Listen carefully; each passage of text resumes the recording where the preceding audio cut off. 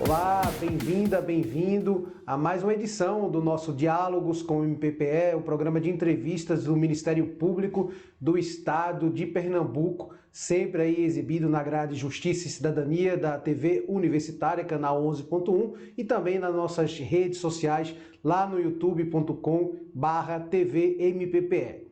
Desta vez nós vamos viajar sem sair de casa lá para Sairé, para conhecer um pouquinho da realidade da instituição, a atividade da instituição neste município. Então a gente convidou para falar nada mais nada menos que a promotora local, doutora Maria Cecília Tertuliano, para conhecer um pouquinho mais aí dos seus afazeres, das defesas gerais aí do Ministério Público no município de Sairé. Doutora Maria Cecília Tertuliano, obrigado por ter aceitado o nosso convite em participar aqui do Diálogos. Olá, Rafael, eu que agradeço, em nome do Ministério Público em Sairé, em participar e apresentar um pouquinho dessa cidade que me acolheu tão bem. Bem, Sairé é um município da microrregião do Brejo pernambucano, conhecido como sendo a Terra da Laranja, a qual fica a aproximadamente 115 quilômetros da capital. Ela faz divisa com as cidades de Bezerros, Camusim de São Félix, Barra de Guabiraba e também Gravatá. No passado, foi um distrito da cidade de Bezerros, e naquela época, na primeira metade do século XX, se destacou pela quantidade de engenhos de cana-de-açúcar, mas posteriormente, em 1963, ganhou autonomia como município. E hoje, sua economia gira em torno da agricultura. Qual a situação atual aí da vacinação em Sairé? Também teve um caso interessante em Sairé, que a população justamente aí fica atenta, né, à questão das orientações do Ministério Público, denunciou, né, alertou para uma possível burla à fila do vice-prefeito, dizendo que ele tinha furado a fila. Mas o Ministério Público fez a investigação e disse que não tratava de improbidade. Eu quero saber também por que o Ministério Público chegou a essa conclusão, e eu vi que o vice-prefeito ele é médico. Isso faz com que foi a principal teor para que o Ministério Público descartasse o ingresso a uma ação de improbidade administrativa? De fato, a vacinação ela foi desde o início, né? Após o Plano Nacional de Imunização, houve uma regulamentação pelo Comitê Bipartite do Estado de Pernambuco, que é composto pelos secretários municipais, juntamente com o secretário estadual de saúde, isso no dia 18 de janeiro. Né? Esse fato em Sairé, acerca da vacinação do vice-prefeito, ele se deu no dia 20 de janeiro, ou seja, 2 dias após essa previsão de que fossem priorizados os profissionais de saúde da linha de frente. Veja que foi uma situação bastante contemporânea, né, a essa definição de prioridade. Né? Sairé é um município pequeno, que conta com pouco mais de 130 profissionais de saúde. Então, na situação, veja-se que no próprio dia 20, em que o vice-prefeito ele foi vacinado, o Ministério Público realizou uma reunião com a secretária de saúde e, na mesma data, a própria secretária compartilhou o fato de que o vice-prefeito foi vacinado, mas não nesta condição. Ele foi vacinado na condição de médico efetivo do município. Diante da repercussão desse fato, o Ministério Público, né, recomendou à Secretaria de Saúde. A Secretaria de Saúde enviou imediatamente um plano municipal de vacinação. Esse plano tem sido acompanhado em tempo real pelo Ministério Público. Já houve a inclusão em sistema informatizado dessas pessoas que estão sendo vacinadas. Já foram vacinadas 222 pessoas no município, incluindo 135 profissionais de saúde e 87 idosos com mais de 85 anos. Né? E agora, nos próximos dias, houve uma chegada de uma nova remessa e será dada prioridade aos idosos com mais de 80 anos. E o município está tendo cuidado dessas pessoas mais idosas, com dificuldades, com deficiências, serem vacinadas em domicílio, né? E o Ministério Público tem acompanhado isso de uma forma muito atenta. Depois dessa denúncia, houve apenas a denúncia de outras duas profissionais de saúde que teriam sido vacinadas, apenas por essa questão de se seriam linha de frente ou não.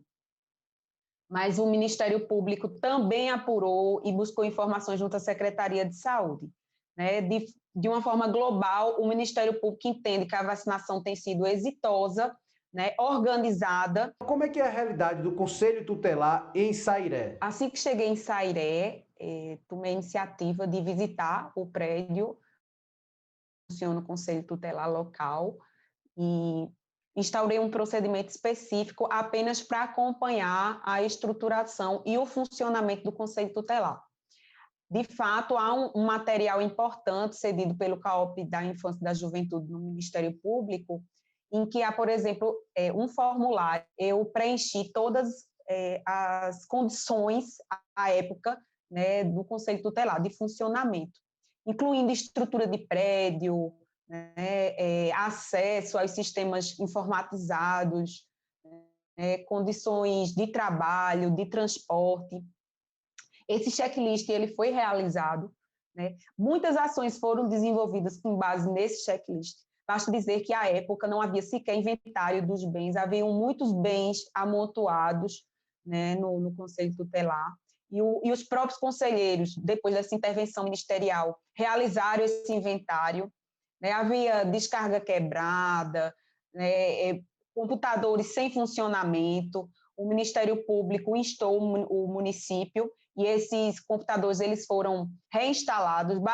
Faltava, inclusive, no break, né, para funcionamento desses computadores, para a organização do Conselho Tutelar no município, haja vista que a lei ela data de mais de uma década e precisa de atualização.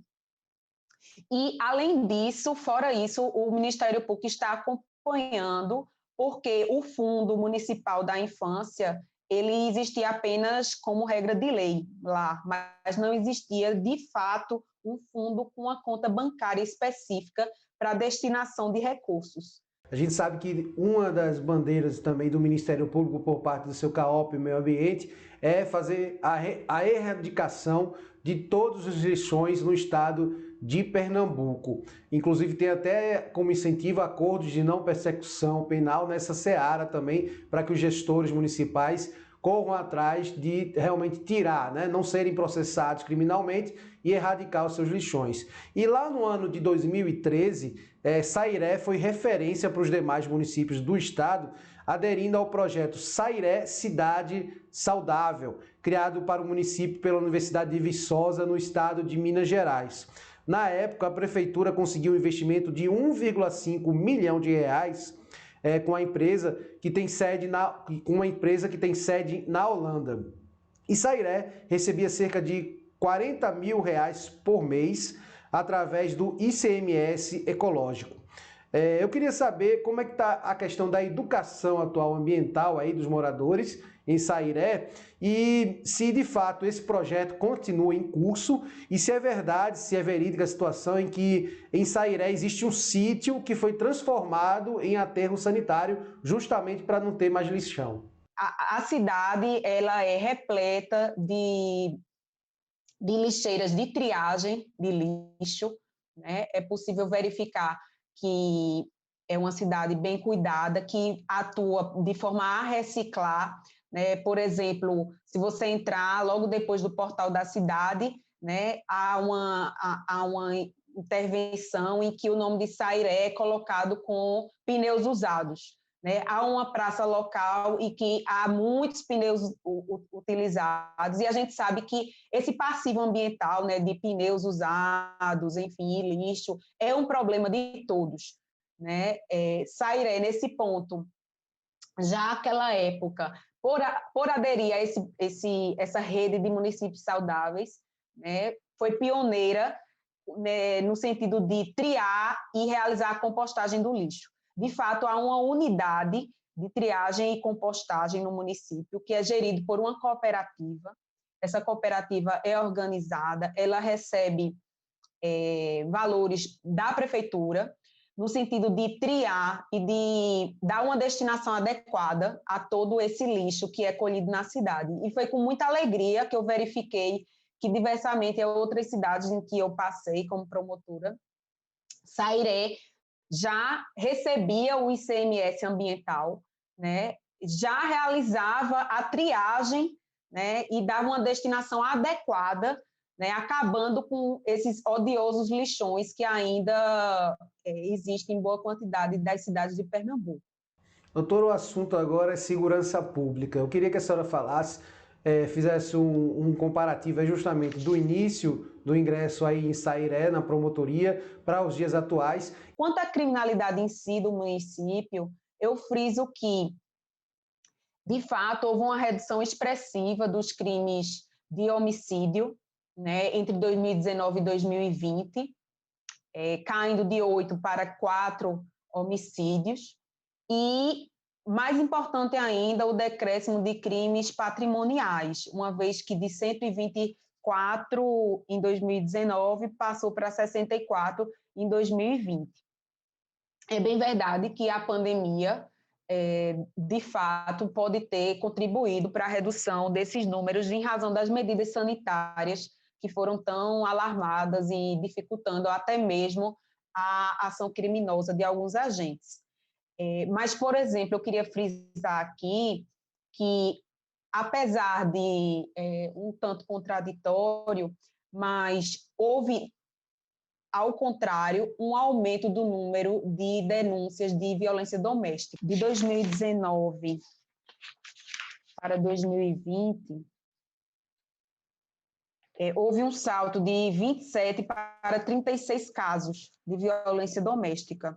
Entretanto, o Ministério Público não vê isso com maus olhos, uma vez que, na verdade, essa redução, às vezes esse número pequeno de casos, esconde por trás, oculta situações de silêncio, né, das vítimas.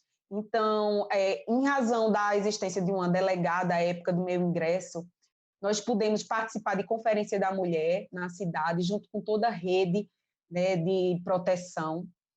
A própria delegada realizou incursões nas escolas, e esse trabalho de empoderamento, né, ele foi feito também junto à coordenação da mulher no município.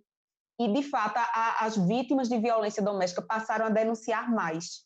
Elas viram que era possível denunciar e, mesmo assim, permanecerem protegidas com os mecanismos que a lei lhe reserva, né, como as medidas de proteção. Como é que a população pode encontrar, buscar ajuda, recurso aí na Promotoria de Justiça em Sairé? Nós podemos ser contactados através do telefone celular funcional, o 081 99861 8817, 99861 8817. Além disso, nós podemos ser contactados através do e-mail funcional pjsaire@mppe.mp.br. O fórum, a Promotoria de Justiça, ela funciona no fórum local, na Rua 7 de Setembro, sem número, Centro Sairé, podendo ser facilmente localizada, porque funciona dentro do próprio fórum. Além disso, qualquer munícipe pode denunciar ou solicitar informações, sugestões, enfim, junto à ouvidoria.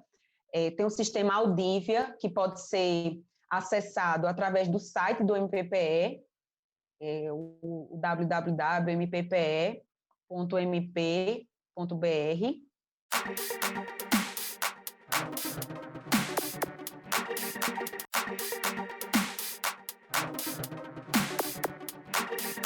Nesta edição, nós vamos falar com a promotora de justiça Renata Landim, do município de Gameleira, na Mata Sul do estado.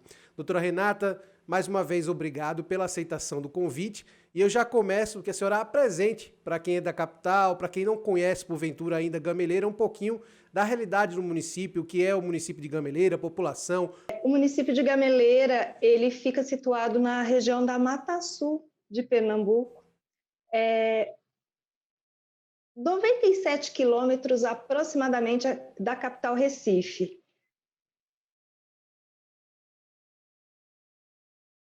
E a economia de Gameleira, ela é focada no cultivo da cana-de-açúcar, do milho, da mandioca, feijão, e também tem uma boa produção de borracha, limão, manga e maracujá. Tem uma festa, né? Temos a festa religiosa de Nossa Senhora da Penha, né? Que é a padroeira de Gameleira, que ocorre no início de janeiro. E o aniversário da cidade é no dia 10 de abril. E esse ano, Gameleira completa 125 anos. É interessante que o nome Gameleira decorre do fato de, na região, terem inúmeras árvores de gameleira, que é utilizada para confeccionar a gamela, que é um tipo de bacia. E isso se dá porque o tronco, né, da árvore é mais macio e aí melhora na confecção dessas gamelas. Interessante que Gameleira é a terra do Marquês de Olinda. Marquês de Olinda, né, que é Pedro de Araújo Lima, nasceu em Gameleira, no Engenho das Antas. E a Câmara Municipal de Gameleira é conhecida, é denominada Casa Marquês de Olinda. Esse é um dado interessante da nossa cidade. Certo. Doutora, a gente não pode falar deixar de falar dessa questão atual que a gente está vivendo, que é a pandemia. Eu queria saber, doutora, qual era o cenário aí em Gameleira, lá no início do grande boom da pandemia, em março, né? A gente está gravando em março, o programa vai ao ar em abril. Lá há um ano atrás, como é que foi no início, assim, a questão da pandemia em si? Teve muita questão, foi muito aceito, ou seja, assim, as orientações que o Ministério Público deu inicialmente foram acatadas por parte da sociedade. A sociedade em Gameleira vem respeitando as normas sanitárias e, passados esse um ano, qual o cenário atual? Rapidamente a população de Gameleira começou sim a colaborar. Nós tivemos no início, né, alguns comerciantes que desrespeitaram, né, os decretos, as regras, e a prefeitura atuou com notificação desses comerciantes, né, sob pena de ser utilizado o poder de polícia pela prefeitura com a interdição do local. E também o Ministério Público ele oficiou a delegacia de polícia para que apurasse por alguns, né, a prática do crime do artigo 268 do Código Penal, que é desrespeitar, né, a legislação e propagar, assim, ajudar a propagar uma doença. E hoje o cenário estamos com a vacinação, né? Gameleira recebeu um total de 984 vacinas, com 504 doses já aplicadas. A prefeitura ela tem mantido, né, no site o número, né, de pessoas já vacinadas, com o nome, o cargo, né? São os agentes de saúde, ou seja, tem seguido as prioridades. As pessoas mais idosas estão sendo vacinadas, isso está sendo acompanhado e, infelizmente, muitas pessoas ainda não se conscientizaram, né, da situação, dessa dificuldade, né, da necessidade de cada pessoa fazer o seu papel, usar máscara, sim, isolar, que o isolamento social ele é difícil, mas ele é extremamente necessário. Está em Gameleira, como é que está a situação do transporte público? Há questão também de superlotação? Qual a maior preocupação das autoridades locais e como é que está sendo acompanhado isso pela Promotoria de Justiça local? O transporte em Gameleira, né, temos as vans e o transporte interestadual.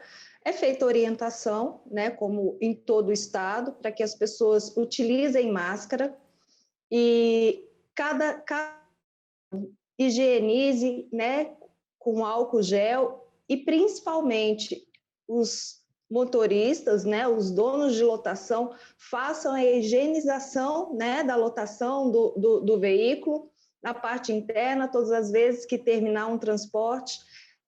Infelizmente, o controle da superlotação é difícil, né? Fica a cargo da prefeitura, pelo seu poder de polícia, né? Deve fiscalizar.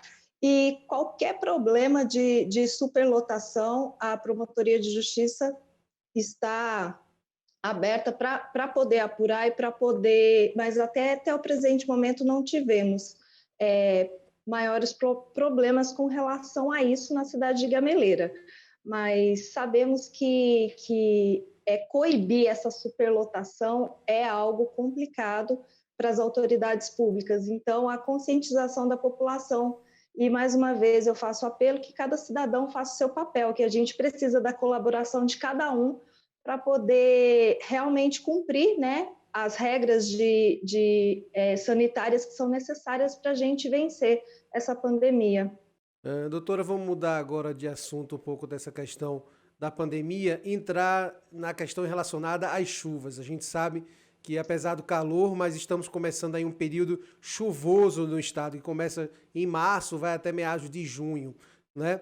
E Gameleira está na Mata Sul, a gente sabe que a Mata Sul é uma das áreas que mais sofrem com enchentes, Palmares, até o pessoal nativo brinca que é a terra da enchente, né?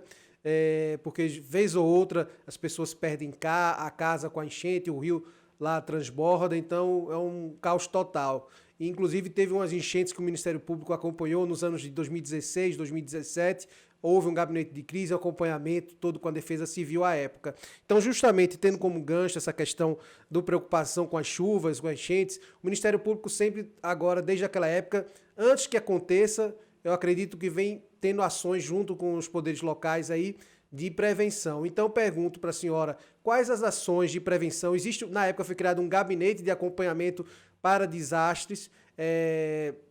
Então, eu lhe pergunto, existe a criação, a proposta de um novo gabinete com vários órgãos, Defesa Civil, Prefeitura Municipal, o próprio Ministério Público, para acompanhar localmente aí a região da Mata Sul durante esse período chuvoso que se aproxima? Realmente, Gameleira, né, teve, se não me engano, em 2017, uma enchente que afetou muitas famílias, né, com esse acompanhamento, e felizmente, nesse episódio, nós não tivemos, né, novas enchentes na cidade de Gameleira, apesar das chuvas, né, que ocorreram ano passado. Infelizmente, nós tivemos em cidades próximas, como Cortês, né, se não me engano, Barra de Guabiraba também, cidades que sofreram e muito com as enchentes.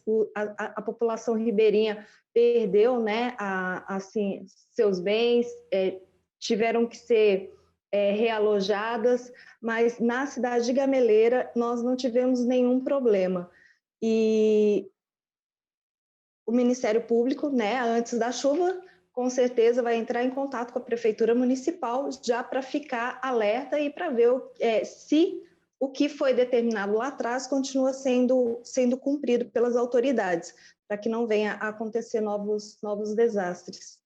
Doutora, sem sombra de dúvidas, um importante instrumento na defesa da infância e juventude é o Conselho Tutelar. Eu queria saber como é que está estruturado o Conselho Tutelar em Gameleira, quais são as principais demandas do Conselho Tutelar em referência ao Ministério Público. A gente sabe que o CAOP Educação e o CAOP Infância e Juventude normalmente faziam até ano passado, até antes da pandemia, vez ou outra, reuniões em algumas circunscrições do Estado, reunindo aqueles municípios daquela circunscrição e também com os conselheiros para apresentar justamente a atuação do Ministério Público em ambos os CAOPs, justamente para ouvi-los e para apresentar o trabalho do Ministério Público. Então eu queria saber quais são as principais demandas do Conselho Tutelar, como é que ele está estruturado fisicamente aí em Gameleira, os seus principais problemas também, e também que a senhora falasse quais são os crimes mais recorrentes registrados aí na área da infância e juventude. O Conselho Tutelar de Gameleira, ele necessita de reestruturação, né? Há procedimento instaurado na Promotoria de Justiça para isso, inclusive também para a reestruturação do CONDICA, que é o Conselho Municipal dos Direitos da Criança e do Adolescente.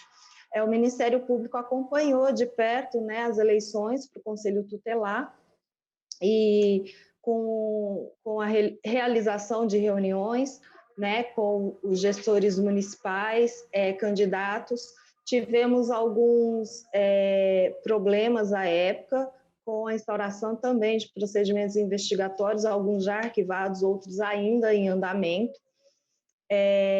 O trabalho dos conselheiros tutelares de Gameleira é efetivo, né? Os conselheiros são dedicados.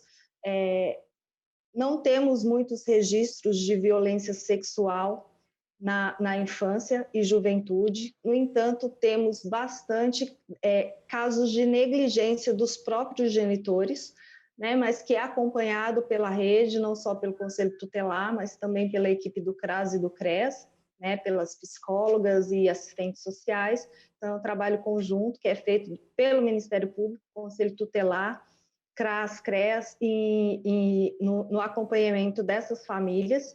E a atuação do Ministério Público, é importante enfatizar que, além dessa orientação, em último caso, ou seja, quando há necessidade, né, de retirada da criança ou do adolescente da sua família, por algum motivo, para abrigamento, e até hoje nós temos atualmente uma criança, né, no abrigo de Palmares, ou seja, as demais ou retornaram à família ou estão com parentes.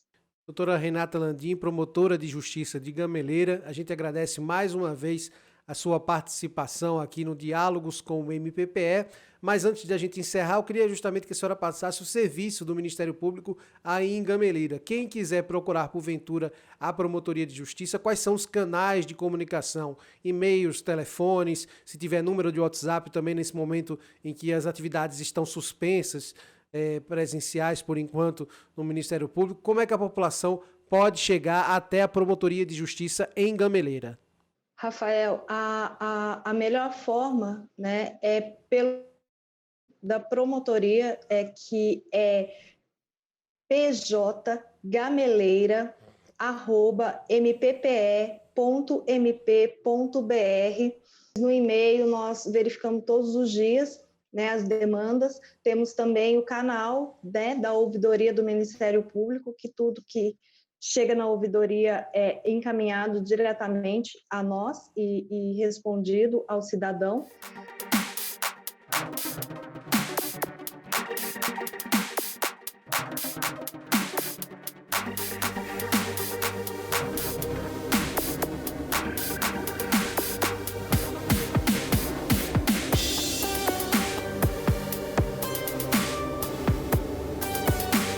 Ministério Público de Pernambuco, conectado com a inclusão.